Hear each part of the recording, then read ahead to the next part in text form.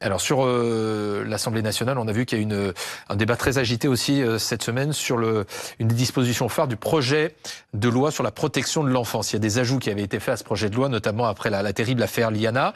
Un certain nombre de députés de gauche, dont les députés LFI, ont décidé de voter contre l'instauration de la perpétuité pour les violeurs en série sur des mineurs de moins de 15 ans. Comment est-ce que c'est possible, Éric Coquerel, parce que quand on viole plusieurs fois des jeunes filles de 12, 13, 14 ans, on ne mérite pas la perpétuité? Parce que la question n'est pas de savoir si, entre guillemets, vous méritez la perpétuité. La question, c'est qu'est-ce que ce projet de loi? Ce projet de loi, théoriquement, c'est pour protéger l'enfance. D'accord? Donc, il y a longtemps que nous savons qu'en réalité, la surenchère pénale est, par exemple, de dire vous allez mettre une peine tellement forte qu'elle va être dissuasive, ça ne marche pas. Je vous rappelle, je n'ai pas besoin de vous Alors, rappeler. on est au-delà de ça. Comment? On est au-delà de l'effet dissuasif. Quand vous avez des personnes qui violent 10, 15 vous pensez gamins, que quand quelqu'un même ne viole qu'un gamin, vous pensez que à un moment donné, le fait que la peine soit plus longue, c'est dissuasif. juste que c'est encore pire quand ce sont des multirécidivistes. Ça me fait penser à M. Badinter lorsqu'il a fait voter la loi contre la peine de mort, qui rappelait que quand Bontemps a été condamné à mort, vous avez M. Henry qui criait à mort. Vous faites comme votre collègue à celui-là même qui l'a défendu. Cité Badinter, c'est très mal passé à l'Assemblée. Je reviens. Vous savez que ça a déclenché un tollé. C'est l'aspect dissuasif, on sait que c'est pas ça qui protège. D'accord? Deuxième chose, après, on va pouvoir, à un moment donné, considérer que, du coup, par rapport à des crimes horribles ou de ce type, la seule solution, c'est la perpétuité. Mais si c'est la perpétuité, d'ailleurs, ça a été proposé, même le gouvernement a quand même voté contre, il faut que ça soit incompressible si on pense que ces gens-là ne doivent plus sortir.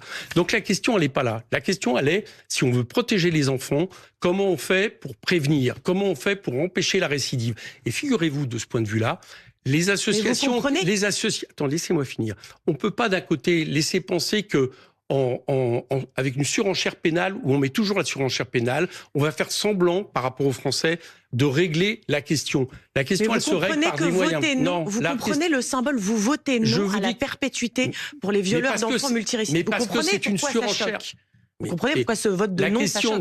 La question, mais vous savez, le fond d'une société, par rapport à des peines, c'est de penser si une personne peut ou pas, à un moment donné, une fois qu'il a accompli sa peine, se racheter, etc. C'est un problème philosophique. Ça sert à ça, la prison, c'est oui, de mais dire là, vous voyez bien qu'en réalité, ces personnes représentent un danger pour la société, on les sort de la société. La question qui est posée là, les gens ne peuvent pas remettre la peine de mort parce que, notamment, au niveau des traités européens, c'est pas possible. Vous voyez bien que, de manière sous-jacente, c'est la question. C'est-à-dire l'idée que on va régler tous les problèmes de la société avec une surenchère pénale. Je dis que c'est démagogique. Je dis que c'est hypocrite. Parce que si, après ça, j'ai vu la ministre qui était pourtant plus raisonnable, mais qui, après, a exploité cette histoire sur les médias. Si, après ça, vous dites, mais en réalité, ils n'ont pas voulu ça, ils n'ont pas voulu...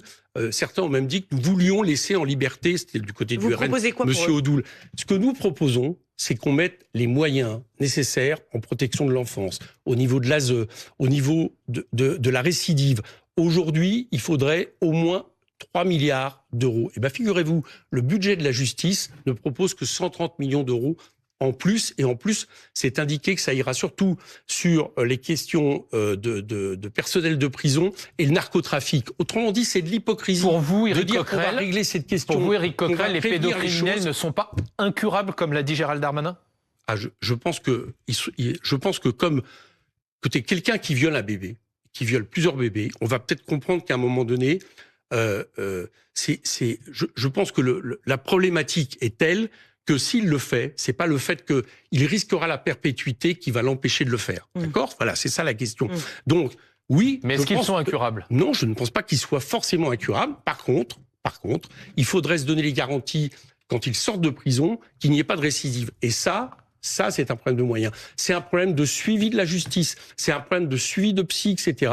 Et là-dessus, il nous manque des moyens de manière cruelle. Et tant qu'on n'aborde pas cette question, on en revient simplement, de manière démagogique et hypocrite, à laisser dire qu'on va régler le problème en augmentant sans arrêt les peines de prison avec une espèce de surenchère qui ne règle rien. Parce que je vais vous dire une chose, les Allemands, par exemple, ils ont beaucoup moins de cas de ce type. Et pourtant, ils n'ont pas une surenchère pénale. Par contre, ils mettent les moyens en termes contre la récidive, ils mettent les moyens contre l'accompagnement. Donc c'est un problème de fond que nous mettons sur la table. Et arrêtons de laisser penser aux Français que si vous augmentez les peines de prison, pourquoi pas incompressible, ça a été proposé, en réalité, vous réglerez le mal.